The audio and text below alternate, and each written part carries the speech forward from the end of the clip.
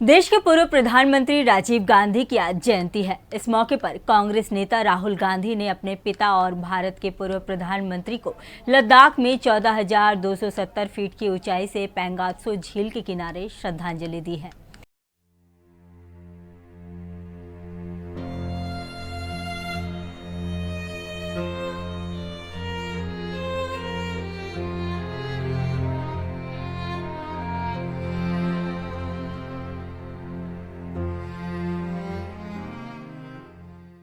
नमस्कार, मैं हूं संगीता झा और आप देख रहे हैं हिंदी खबर। राजीव गांधी का जन्म 20 अगस्त 1944 को हुआ था। राजीव गांधी के राजनीति में आने को लेकर कई मत हैं, लेकिन कहा जाता है कि राजीव गांधी राजनीति में नहीं आना चाहते थे, लेकिन हालात ने ऐसा रुख मोड़ा कि राजीव गांधी देश के सबसे युवा प्रधानमंत्री के तौर पर उभरे। राजीव गांधी ने 21वीं सदी के आधुनिक भारत की जो नींव रखी थी, आज पूरे भारत को उसका फायदा मिल रहा है। आज हम आपको प्रधानमंत्री राजीव गांधी द्वारा लिए गए उन फैसलों के बारे में बताएंगे जिसका फायदा आज पूरे देश को मिल रहा है। कैसे बने राजीव गांधी प्रधानमंत्री? क्यों आना पड़ा राजीव गांधी को राजनीति में? देश की उन्नति के लिए दिया महत्वपूर्ण योगदान। राजीव गांधी ने वोट करने की आयु सीमा घटाई। पहले देश में वोट करने की आयु 21 वर्ष थी, जो कि युवा प्रधानमंत्री राजीव गांधी की नजर में गलत थी। उन्होंने 18 वर्ष की उम्र की महिलाओं को मताधिकार देकर उन्हें देश के प्रति और जिम्मेदार और सशक्त बनाने की पहल की थी। राजीव गांधी का मानना था कि विज्ञान और तकनीक की मदद के बिना उद्योगों का विकास नहीं हो सकता। राजीव गांधी को भारत में कंप्यूटर क्रांति लाने का श्रेय दिया जाता है। उन्होंने न सिर्फ कंप्यूटर को भारत के घरों तक पहुंचाने का काम किया, बल्कि भारत ने इंफॉर्मेशन टेक्नोलॉजी को आगे ले जाने में अहम रोल भी निभाया। पंचायती राज व्यवस्था की नींव रखने का श्रेय भी राजीव गांधी को जाता है। दरअसल राजीव गांधी का मानना था कि जब तक पंचायती राज व्यवस्था मजबूत नहीं होगी, तब तक निचले स्तर तक लोकतंत्र नहीं पहुंच सकता। उन्होंने अपने कार्यकाल में पंचायती लोक व्यवस्था का पूरा प्रस्ताव तैयार किया। 21 मई 1991 को हुई हत्या के एक साल बाद राजीव गांधी की सोच को तब साकार किया गया।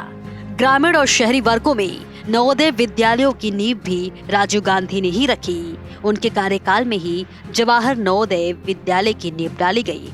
ये आवासीय विद्यालय होते हैं। प्रवेश परीक्षा में सफल मेधावी बच्चों को इस स्कूल में प्रवेश मिलता है और बच्चों को 6 से 12वीं तक मुफ्त में शिक्षा और हॉस्टल में रहने की सुविधा मिलती है। कंप्यूटर क्रांति की तरह ही दूरसंचार क्रांति का श्रेय भी उन्हीं को जाता है।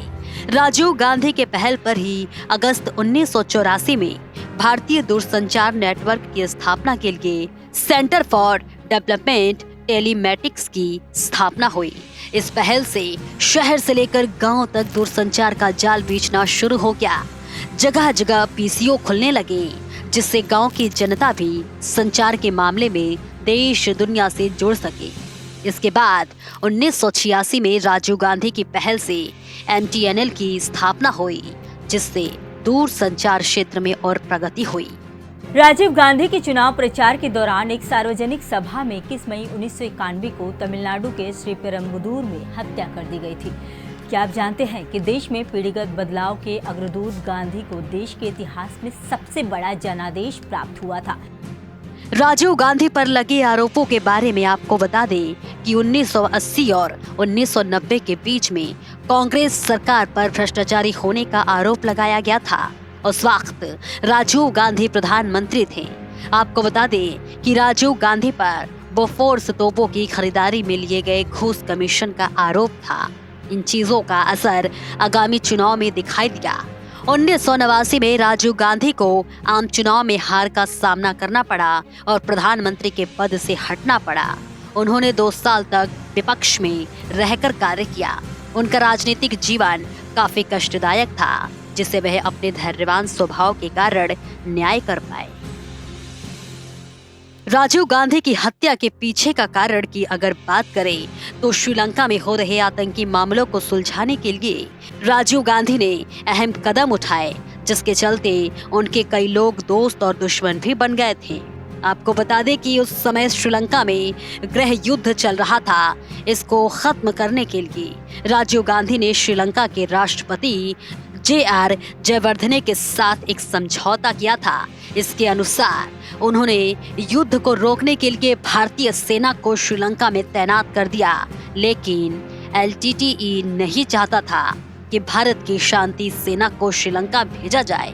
शांति सेना भेजे जाने से पहले LTTE प्रमुख वी प्रभाकरन दिल्ली में राजीव गांधी से मिलने आया था। राजीव गांधी उसके साथ सख्ती से पेश आए थे। तब से वह इंतजार में था एक मौके के। 21 मई 1991 को राजीव गांधी एक रैली को संबोधित करने के लिए चेन्नई से 30 किलोमीटर दूर श्रीपेरंगपुदूर में पहुंचे। इन्हीं में एक LTTE की मेंबर धनु भी थी। राजीव गांधी के आसपास काफी कड़ी सुरक्षा व्यवस्था थी, परंतु धनु उनके पास जाने में कामयाब हो जाती हैं और जैसे ही धनु राजीव गांधी के पैर छूती हैं तो बम फट जाता है, जो कि उसने अपने कपड़ों में छुपाया हुआ था। राजीव गांधी का स्वभाव सहनशील और सरल था। वह कोई भी अहम फैसला लेने से पहले अपनी पार्टी के साथ विचार किया करते थे। उन्होंने देश को आधुनिकता की तरफ अग्रसर किया। वे देश को उच्च तकनीकों से पूर्ण करना चाहते थे, देश में एकता बनाए रखना चाहते थे और उनके अन्य प्रमुख उद्देश्यों में से एक था 21वीं सदी के भारत का निर्माण। 21 मई 1991 में उनकी मृत्यु हो गई थी और उन्हें भारत रत्न से भी नवाजा गया था। राजीव गांधी इंदिरा गांधी और फिरोज गांधी के बड़े पुत्र थे। इंदिरा गांधी की मृत्यु के शोक से उभरने के बाद उन्होंने लोकसभा का चुनाव कराने का आदेश दिया। इसमें कांग्रेस को पिछले 7 चुनावों की तुलना में लोकप्रिय वोट अधिक अनुपात में मिले और पार्टी ने 508 में से रिकॉर्ड 401 सीटें हासिल की। 1984 में वह अपनी मां की हत्या के बाद भारत के 7वें और सबसे युवा प्रधानमंत्री बने। उन्होंने कैम्ब्रिज, इंपीरियल कॉलेज लंदन के ट्रिनिटी कॉलेज में अध्ययन किया। उन्होंने राजनीति में प्रवेश 1980 में अपने भाई संजय गांधी के विमान दुर्घटना से हुई मृत्यु के बाद किया था। इसी तरह तमाम अपडेट्स के लिए देखते रहिए हिंदी खबर।